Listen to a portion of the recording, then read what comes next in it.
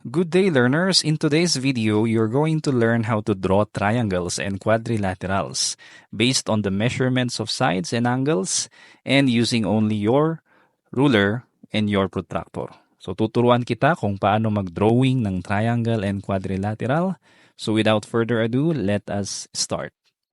Okay, so the first task is to draw an equilateral triangle with side lengths of 4 cm each. So basically, pwede nating gawin yon using only your ruler. However, ang problema dito is hindi natin makukuha yung accurate measurement ng bawat angles.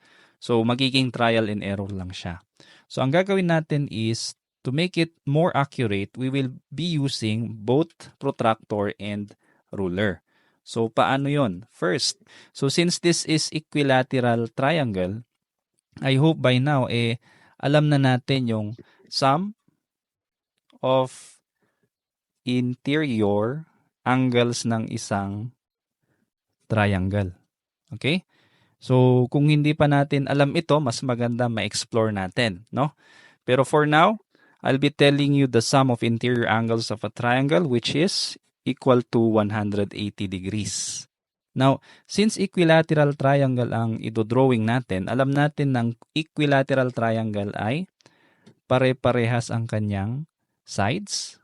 Therefore, pare-parehas din ang kanyang angles. Okay? It will also be an equiangular triangle.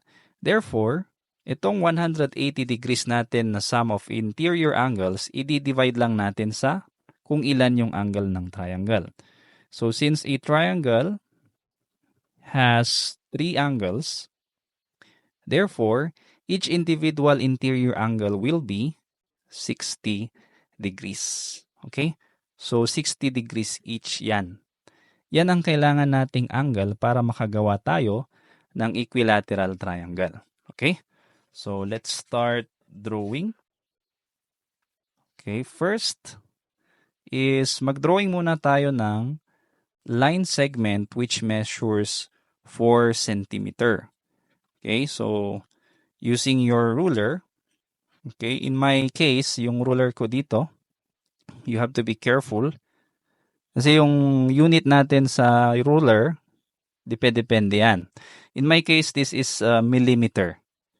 Okay, and there are 10 millimeter in 1 centimeter. So, ito yung 1 centimeter ko, 2 centimeter, 3, and 4. Okay, so I'm going now to draw a line segment which is 4 centimeter long. Okay? Sabi dito, side lengths 4 centimeter each. Now, that's my first side. This time, I'm going now to draw the angle, the first interior angle, which is yung na-compute natin kanina, measures 60 degrees each. Okay? So, using our protractor, itapat natin sa center yung endpoint. And then, let's find the 60 degrees. Saan tayo magsisimula? Dito ba? Or dito? Okay? Depende sa kung anong side ang uunahin mo. So, I'm going to start with this side.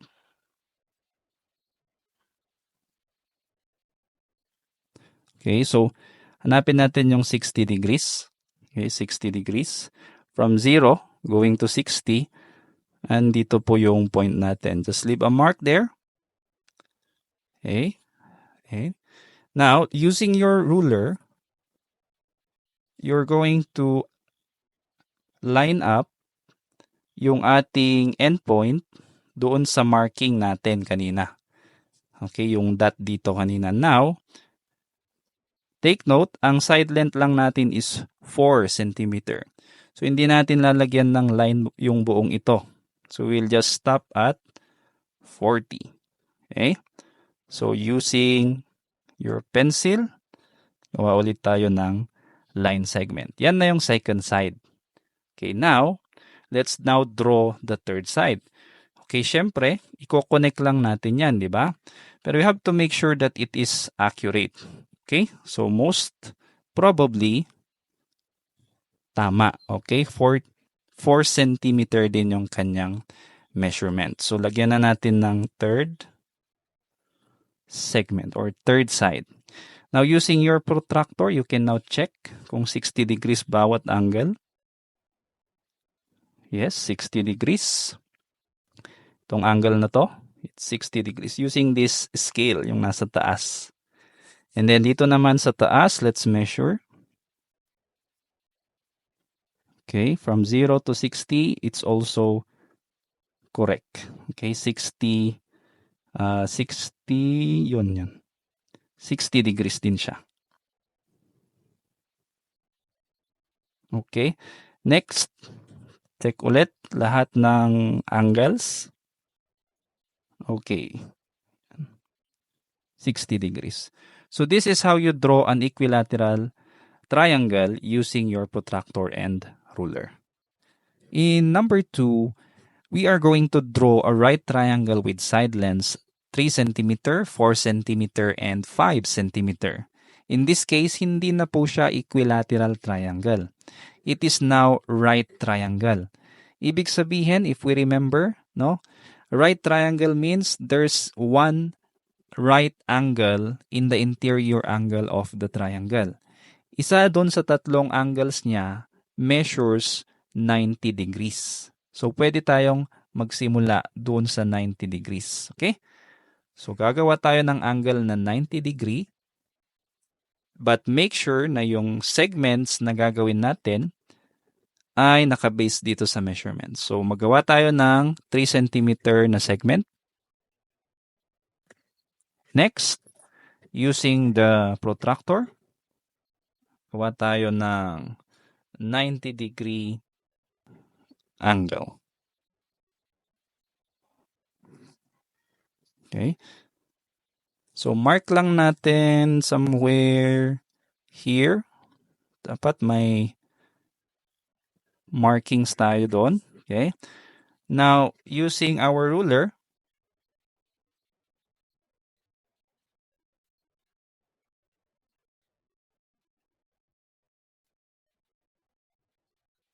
gawa tayo ng 4 cm segment. Okay, bakit 4 cm?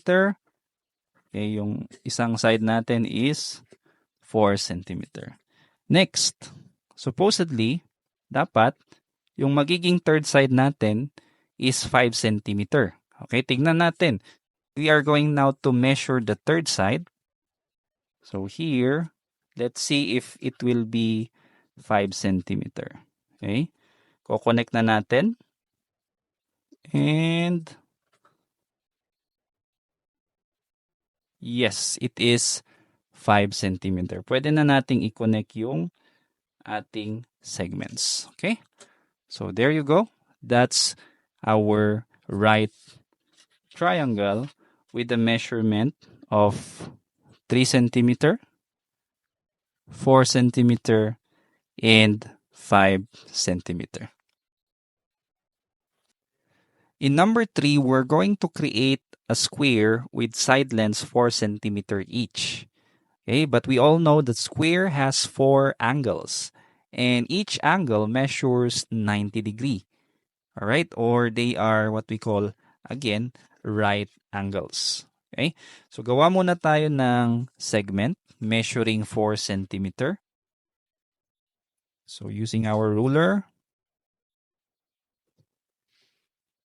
Next, using our protractor, gawa tayo ng 90 degree angle from either of these two endpoints.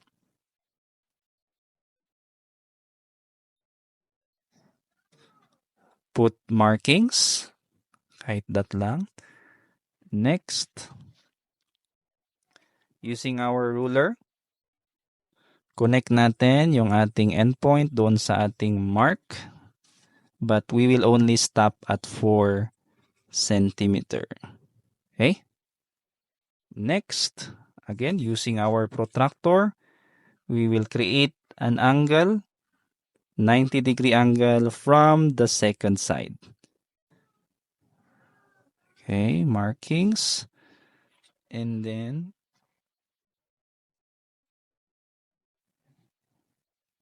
Connect ulit natin, but we'll only have it until 4 centimeter. And then eventually, of course, we're going to connect these two endpoints. Double check natin kung 4 centimeter siya. Okay? So yes, it is 4 centimeter. There you have it. That's how you create or you draw a square with 4 centimeter side lengths.